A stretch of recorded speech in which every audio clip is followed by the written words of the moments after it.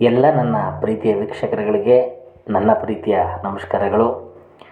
ಎಲ್ಲರಿಗೂ ನವರಾತ್ರಿ ಹಬ್ಬದ ಶುಭಾಶಯಗಳು ಕೋರುತ್ತಾ, ನಟಿ ಭಾವನಾ ರಾಮಣ್ಣ IVF ಚಿಕಿತ್ಸೆಯ ಮೂಲಕ ಅವಳಿ ಹೆಣ್ಣು ಮಕ್ಕಳಿಗೆ ಗರ್ಭಧರಿಸಿದ್ದರು.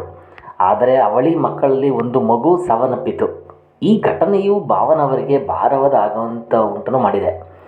ಈ ಬಗ್ಗೆ ಇದೀಗ ನಟಿ ತಾರಾ ಅನುರಾಧ ಅವರು ಕಳವಳ ವ್ಯಕ್ತಪಡಿಸಿದ್ದಾರೆ. ನಟಿ ಭರತನಾಟ್ಯ ಕಲಾವಿದೆ ಮತ್ತು ರಾಜಕಾರಣಿ ಭಾವನಾ ರಾಮಣ್ಣ ಅವರು 40ನೇ ವಯಸ್ಸಿನಲ್ಲಿ ಮದುವೆಯಾಗದೆ ತಾಯಿಯಾಗುವ ನಿರ್ಧಾರ ಕೈಗೊಂಡಿದ್ದು, IVF ಚಿಕಿತ್ಸೆಯ ಮೂಲಕ ಅವಳಿ ಹೆಣ್ಣು ಮಕ್ಕಳಿಗೆ ಗರ್ಭಧರಿಸಿದರು. ಆದರೆ ಈ ಸಂತೋಷದ ಜೊತೆಗೆ ದುಃಖವೂ ಬಂದು ತಲುಪಿದೆ. ಅವಳಿ ಮಕ್ಕಳಲ್ಲಿ ಒಂದು ಮಗು ಸಾವನ್ನಪ್ಪಿತು.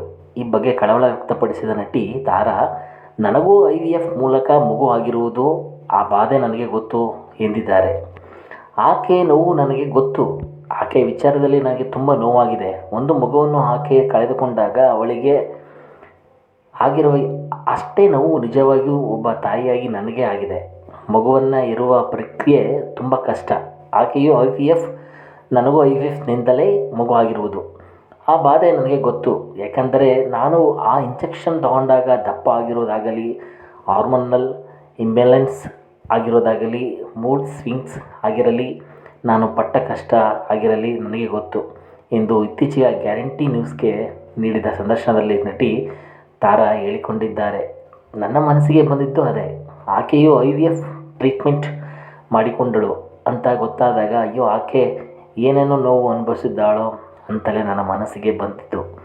ನಾನು ಅವಳನ್ನ ಕೇಳೋದಕ್ಕೆ ಹೋಗಲಿಲ್ಲ. ಯಾಕಂದರೆ ಅವಳು ಆಗಲೇ ತುಂಬ ಗರ್ಭಿಣಿಯಾಗಿದ್ದಳು, ಶ್ರೀಮಂತಕ್ಕೆ ಕರೆದಿದ್ದಳು. ಈಗ ನಾನು ಇದನ್ನೆಲ್ಲ ಅವಳ ಹತ್ತಿರ ಹೇಳಬಾರದು ಅಂತ ಸಂತೋಷವಾಗಿರು, ಖುಷಿಯಾಗಿರು ಅಂತ ನನಗೆ ಏನು ಹೇಳೋಕ್ಕೆ ಸಾಧ್ಯವೋ ಅದನ್ನು ಹೇಳಿದ್ದೆ ಎಂದಿದ್ದಾರೆ ತಾರಾ.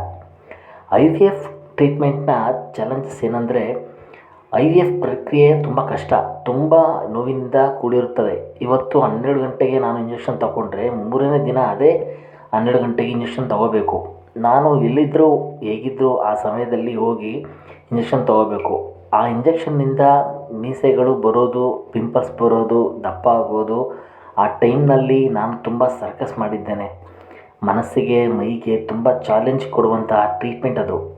ಆ ಟ್ರೀಟ್ಮೆಂಟ್ನಲ್ಲಿ 2 ಹೆಣ್ಣುಮಕ್ಕಳಲ್ಲಿ ಒಂದು ಮಗು ಹೋಯಿತು ಅಂದಾಗ ಸಿಕ್ಕಾಪಟ್ಟೆ ಸಂಕಟಪಟ್ಟಿದ್ದೇನೆ.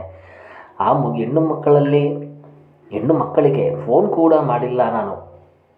ಫೋನ್ ಮಾಡೋದಕ್ಕೂ ನನಗೆ ಹೆದರಿಕೆ. ಏನಮ್ಮ ಹೇಗಿದ್ದೀಯಾ ಅಂತ ಕೇಳೋಕ್ಕೂ ಹೆದರಿಕೆ. ತಾಯ್ತನದ ಎಲ್ಲ ಒಳ್ಳೆಯ ಕ್ಷಣಗಳನ್ನು ಅವಳು ಅನುಭವಿಸಬೇಕು ಅಂತ ಮನಸಾರೆ ನಾನು ಪ್ರೀತಿಯಿಂದ ಹಾರೈಸುತ್ತೇನೆ ಎಂದು ತಾರಾ ಹೇಳಿಕೊಂಡಿದ್ದಾರೆ. ನಮಸ್ಕಾರ ಸ್ನೇಹಿತರೆ.